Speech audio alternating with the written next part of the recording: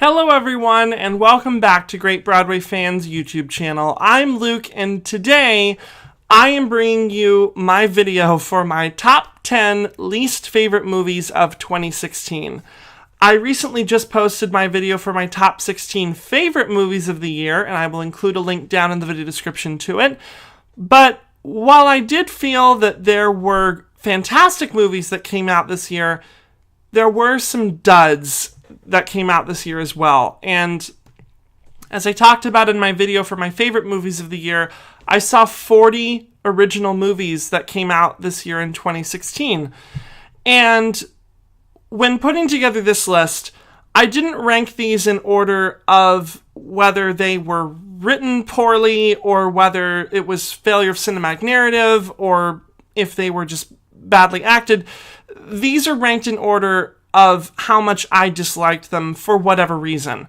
Whether I just didn't enjoy the story, I thought the acting was bad, for whatever reason, these are my least favorite movies of the year.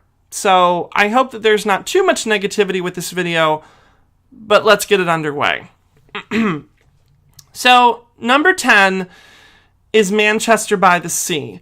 Now, I didn't review this on my Great Movie Fan channel because I just didn't know what to think about this movie.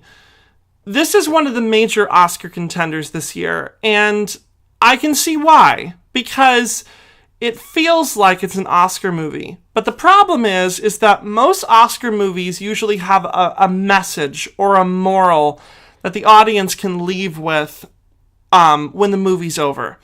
And Manchester by the Sea is not a moral-driven movie. It's not an action-driven movie.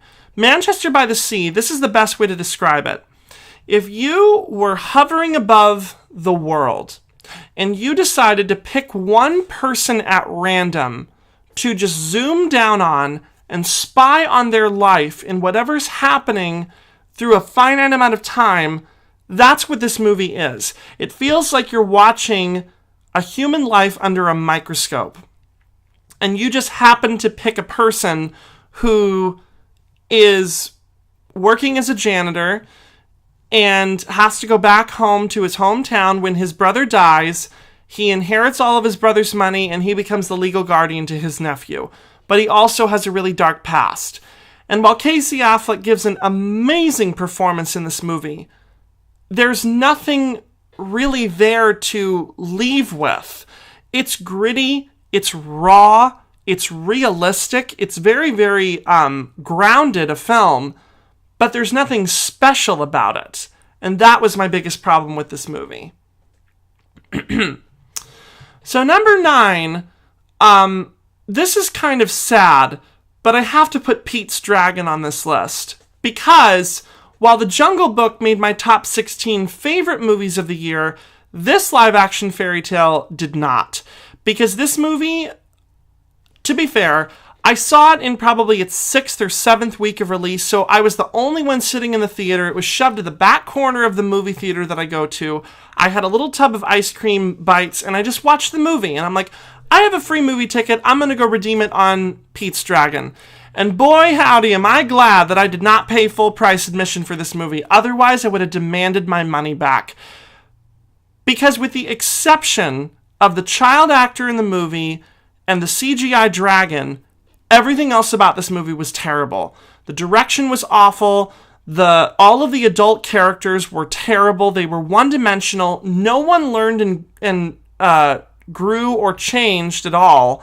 No one learned anything. And it just felt like an empty shell of a movie. And I felt like they wasted a beautiful opportunity to really do something different and imaginative with a old movie that modern audiences, with the exception of hardcore Disney fans, are familiar with. I had never seen the original Pete's Dragon, but when I went in to see this movie, I'm like, I wonder what they're going to do with the story. They didn't do much, and that was a bit of a bummer. All right, so number 8, and I can't believe I'm going to get a lot of hate in the comments for this one, but number 8 is Deadpool.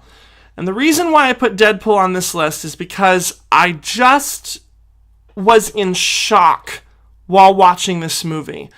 I mean, Deadpool was being advertised as an R-rated superhero movie. One of the first, if not the first, R-rated superhero movie, but not just for violence and gore, but for sexual content and strong language. And while I don't have a major problem with that, when you go overboard and it just feels like projectile vomit on top of the audience, it's like, oh, we're trying to be vulgar. We're trying to be as raunchy and as awful as possible just for the sake of the audience. I mean, I heard from one critic, Grace Randolph, who runs Beyond the Trailer, that the most inappropriate movie she saw all year was Sausage Party. And I did not see that movie, and I will not pay to see that movie or see that movie at all. But she made a good point. She says, I want you to imagine how inappropriate this movie is in your mind, and then I want you to double that number by 10. And I feel that Deadpool, while there were moments of brilliance, there was just unnecessary moments of awfulness. I mean, Ryan Reynolds, I'm so happy that he got nominated for a Golden Globe for this movie. But, I mean, this film is just wackadoo, balls to the wall, batshit bananas crazy. And, pardon my language, but it is. And while I enjoyed parts of it, majority of the movie, I didn't. So, sorry. Number 7, The Boss. This was what was it? This was the comedy movie that came out a couple months before Ghostbusters, both with Melissa McCarthy in it. And I think that what they were supposed to do, or what they were intending to do, is they were going to be like, you like Spy, you'll like The Boss, and then you'll love Ghostbusters with Melissa McCarthy. And I adore this woman. I love Melissa McCarthy. Ghostbusters made it into my favorites video of the year. But this film, similar to Deadpool, unnecessary, raunchy, and vulgar. And like I said, I don't have a problem with vulgar language and vulgar humor. But when you push the envelope just a little bit too far over the edge, then you make your audience uncomfortable. And that's what happened with me and this film, in all perfect honesty. Okay. Number 6 is Boo, a Madea Halloween. I love Tyler Perry's Madea. I think that he is a fantastic writer. I feel that the character of Madea is a wonderful character. He does it beautifully. But this movie was just a hot freaking mess. I mean, when you have a concept like Madea, Tyler Perry's Madea, and her interacting with the supernatural on Halloween, on paper, that sounds like a really great idea. But the actual movie itself was just so sloppy and all over the place. And a lot of the lines coming from other characters that were not Tyler Perry's Madea or the other older characters in the movie, when all the young people were talking, it felt weird and wonky. And I didn't review it on my channel because I just felt like it was a hot freaking mess. It was all over the place. It was just a disaster. And that was disappointing. Number 5. Once again, I have to go with this movie. I'm going to get hate for it, but Captain America Civil War. I really enjoy Marvel movies. I love Marvel. I have seen every single Marvel movie to date so far. But this is the worst one that they've made, because they made that clear line in the sand between Cap, Iron Man, and everyone else had to pick sides. And I couldn't believe that they did it. And I was just in shock. I was just like, you have ruined this franchise, Marvel. You have been building up these characters for so many years. We love and like all of these characters, and yet you made us choose sides. And I think that's definitely ambitious. But for me personally, I didn't like it. I didn't like the fact that they were fighting each other, and it had to come to this, and I'm just like, this is so unnecessary.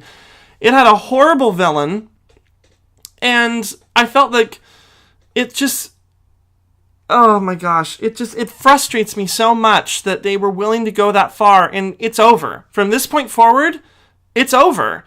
I mean, I don't know how we're going to be able to move forward with Infinity War. What's going to happen with Captain America and Iron Man and everybody who had to pick sides in this movie? It's going to be tough.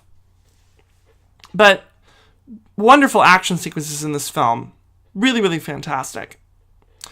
Okay, number 4, Finding Dory. Yes, I hated this movie. This movie, like Medea's Halloween, was a hot freaking mess. I can't believe that the same studio that made movies like Finding Dory and The Incredibles and WALL-E and Toy Story and Ratatouille makes sequels like this.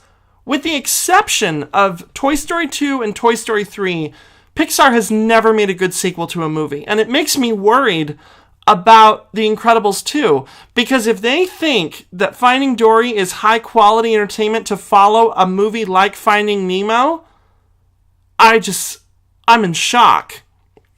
The movie was all over the place. The second act was the only good part of the whole film, and half of the new characters were great and half of the new characters were awful. And while I love Ellen DeGeneres and I adore the character of Dory, she's not a compelling protagonist. She needs to move and push the story forward. And that's some of the problems that I had with Moana. But Moana was saved by its songs and some of its songs and the overall message of that film. But Finding Dory, I'm sorry, that was a huge miss in my book when it comes to an otherwise near perfect movie studio, Pixar. All right, we're getting close. But number 3 is The Finest Hours. I saw this movie very early on in the year. I saw it back in January, and I almost forgot about this movie. And here's why. It's just... It's like... It's dull. It's like, I'm here. Like, that's how the movie really feels. It's like, that movie is just like, I'm here. You can see me if you want.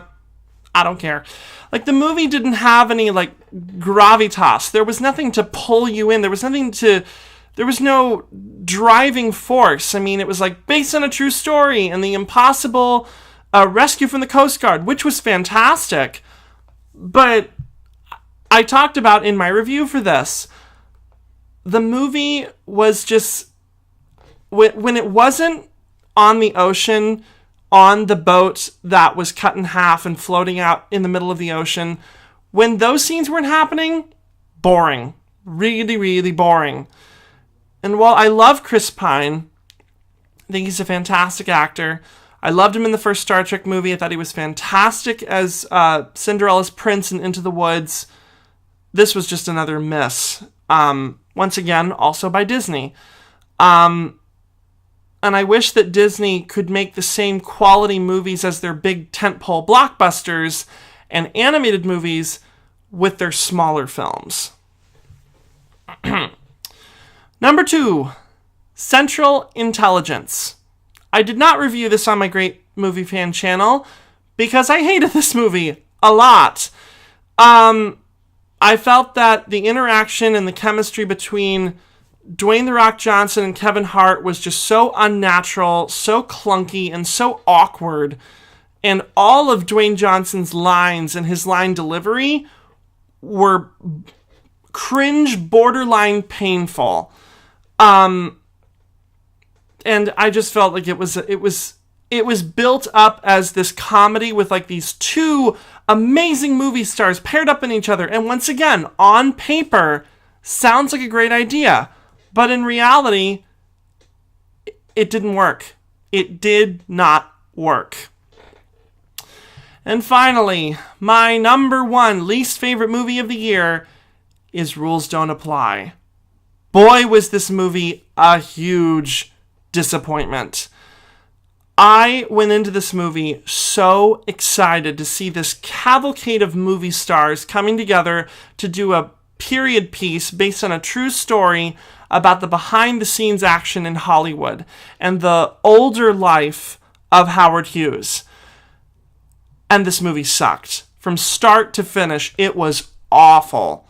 Alden Ehrenreich barely is holding the movie together. Lily Collins barely holding on to this movie and making it good. Warren Beatty's direction, awful. His performance, awful. And the cavalcade of movie stars, basically everybody came on for 1 or 2 scenes with 3 or 4 lines, and then they were done. And that's really misleading. It's not like Hail Caesar or Cafe Society where you have a cavalcade of movie stars, but everybody has featured roles. Everybody has supporting roles. This was just a dud. And if you want a good movie about the life of Howard Hughes, don't watch this movie. Go watch The Aviator. It's 10 times better. And Leonardo DiCaprio's in it. All right. So I hope that wasn't too painful, but thank you so much for watching this video. Be sure to, if you liked it, give it a thumbs up and leave in the comments down below. What was your least favorite movie of 2016? Be sure to go check out my video for my favorites movies of the year. The link will be in the video description. My links to social media will be in the video description. And later this week, I will be posting my video for my most anticipated movies of 2017. So thank you so much for watching, everybody, and I'll see you next time.